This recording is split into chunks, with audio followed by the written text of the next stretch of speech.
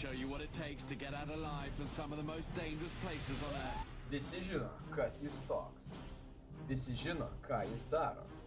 Visi žino, kur jis buvo. Bet ar to pakanka būti geriausiu gyvenimo versle? Dėl šio titulo iššūkį Bear Grylls metu aš, Antanas Laurušas. Tad pažiūrėkit, kaip tai darau. Šioje laidoje keliausiu į Vilniaus Vingio parką. Vieną pavojingiausių vietų Europoje. Čia pasistatysiu būstą, bei linksmai pabėgiosiu, ieškosiu maisto, vandens, bei svarbiausia, didžiulį darbą. Tad nepamirškite įsijungti ir pažiūrėti, kaip man sekėsi laidoje Žmogus prieš gamtą su Antanu Laurušu.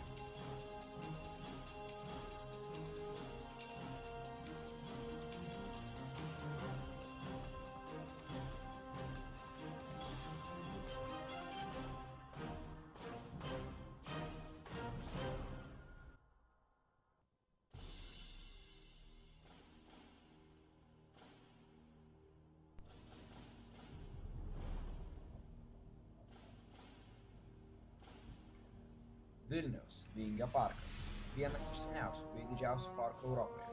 Šiame parke yra viena didžiausių juodųjų bei rudųjų lapių populiacijų pasaulyje. Kasmet parke pasiklysta bent po 100 ar 150 žmonių. Kartais žmonės ir nerandami. Paskutinis mirties atvejis čia buvo užregistruotas 2009 metais, kai jauna mergina pasiklydo šiame parke ir buvo sudraskyta lapių.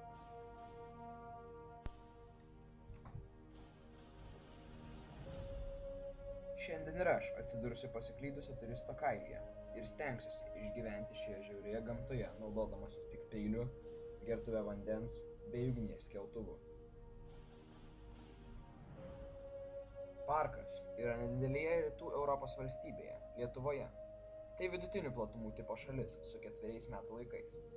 Šiuo metu yra ruduo, bet Lietuvoje ruduo ne koks metų laikas. Rudenį daug lyja bei būna šalta. Ši diena ne išimtis, yra šlapia bei šalta, su kiekvienu žengtu žingsniu jaučiuosi vis silpnesnis. Ima tempti, todėl reikia judėti sparčiau ir ieškoti vietos nakvynei.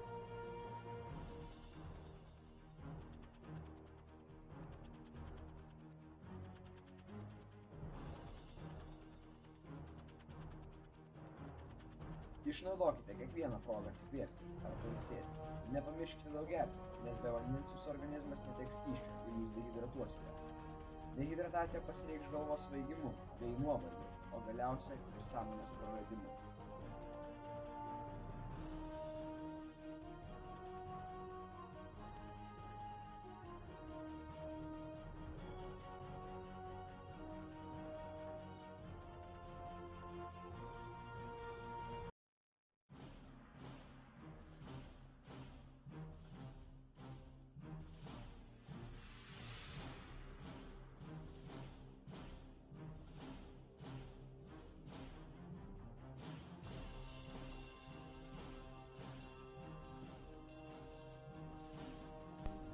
Turime nuvirtusį medį, kuris mums pasitarnaus kaip rėmas mano būstui.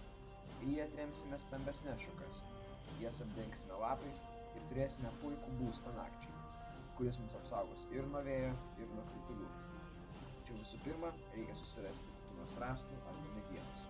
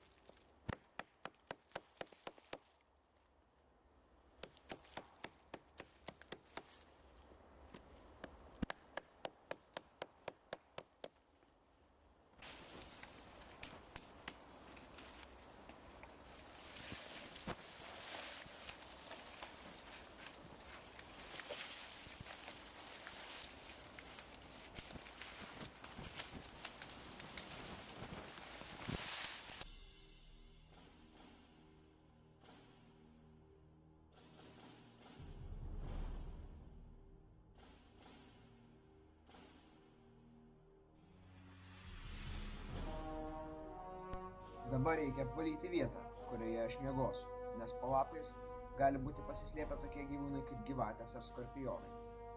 Tad skaidant lapus siūlau naudotis lazda, kad ši jums netyčia neįgeltų ar neįkastų.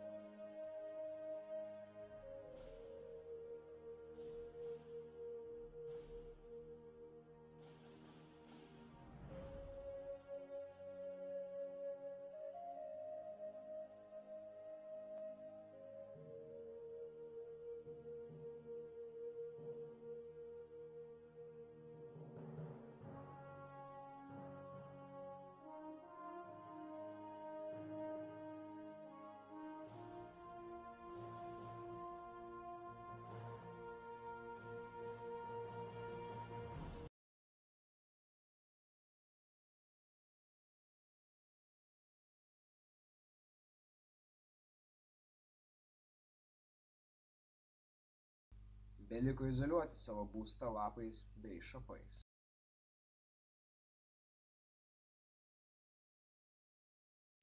Dabar galim ir išbandyti savo būstą.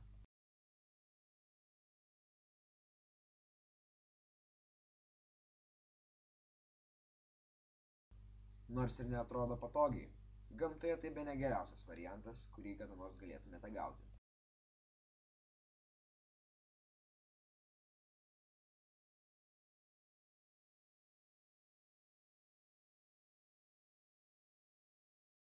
Na ką, turime būstą, maisto nebesusirasime, vandens dar truputį liko. Tai reikia ugnies, kuri mane šildytų per naktį.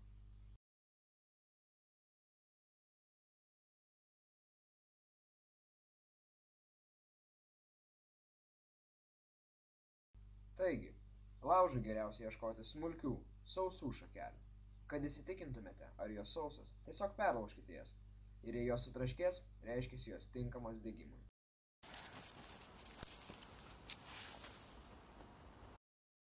Laužas – tai bene svarbiausias išgyvenimo kriterijus.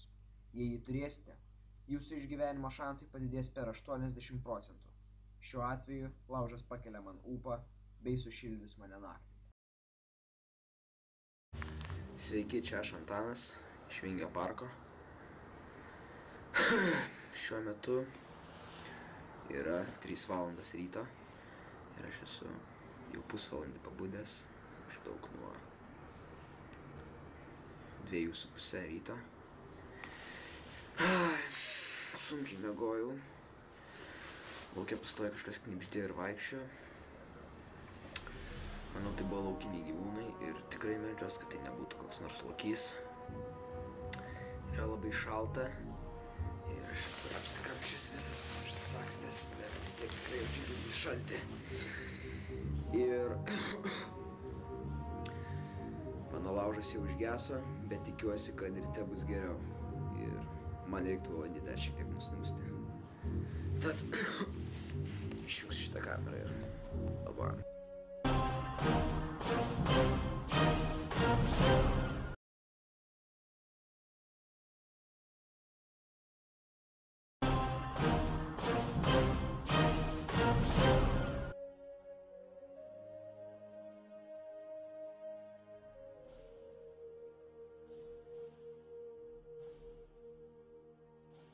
Dar niekad taip nesidžiaugiau rytu. Žinau, jog sakoma, kad pusryčiai svarbiausias ryto dalykas. Bet ko jų neturi, pasitenkini ir mankšta. Mankšta pratampa raumenis ir sumažina jų pasitempimo riziką 76 procentais. Pasimankštinu ir pradedu ruoštis judėti pirmyn.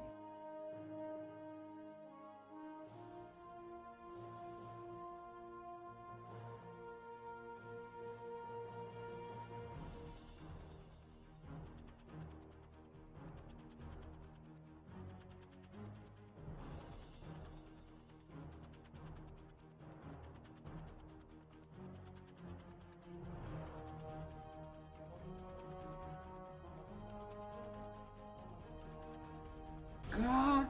Lokio pėdsakas? Turbūt jis vakar prasliūkino po mane, kol gulėjau. Visa laimė, kad manęs neužtiko ir kažko nepadarė.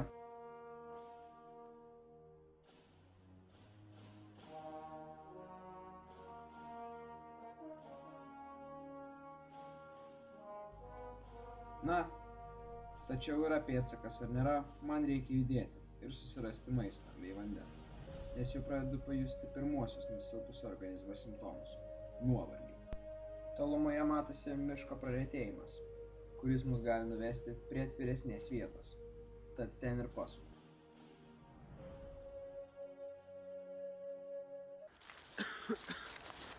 Nuo vakar nevalgiau ir bet turiu labai mažai vandens, tad man reikia greičiau ją susirasti.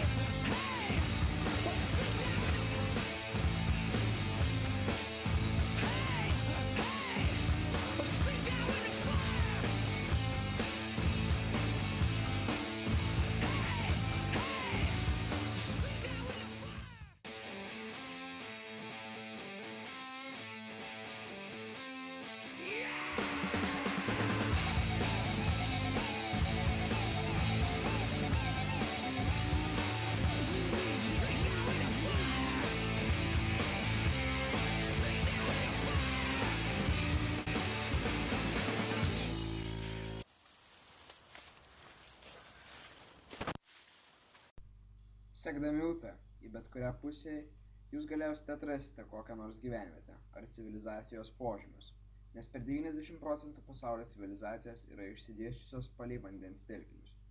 Tad aš keliauju ir ieškosiu civilizacijos ženklų.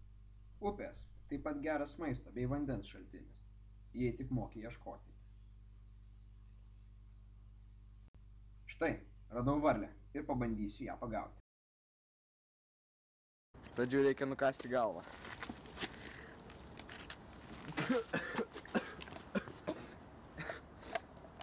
Dabar galim ją valgyti.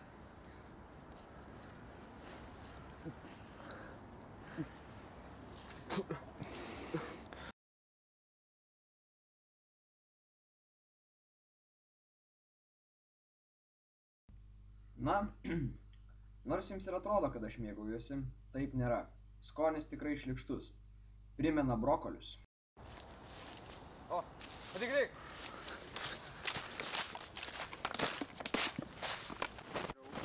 Yra puikus gėlo vandens šaltinis, bet jinai gali būti užteršta arba nešvari. Todėl ką mes pabandysim padaryti, tai prafiltruoti vandenį ir padaryti gerą.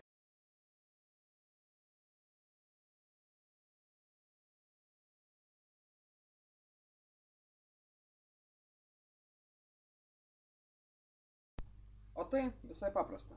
Vandens filtravimui gali užtekti prie upės augančių žalių bei dumblių iš upės. Šie augalai pašalina iš vandens visas nereikalingas medžiagas bei didesnės daleles esančias vandenyje.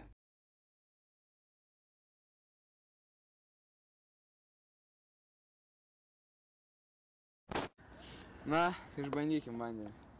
Nors jo ir nedaug, bet jis tikrai mane atgaivins.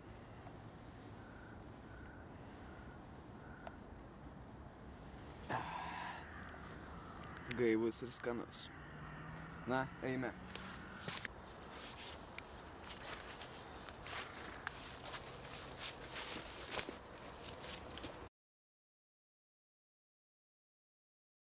Jaučiuosi atsigavęs. Tačiau sudėtingas paupio reljefas neleidžia man judėti taip laisvai, kaip noriu. Bet staiga, kitam upės krante operatorius užfiksuoja žmonės, o tuo pat metu ir aš atrandu kai ką, kas man padės ištrūkti į civilizaciją. Tiltas!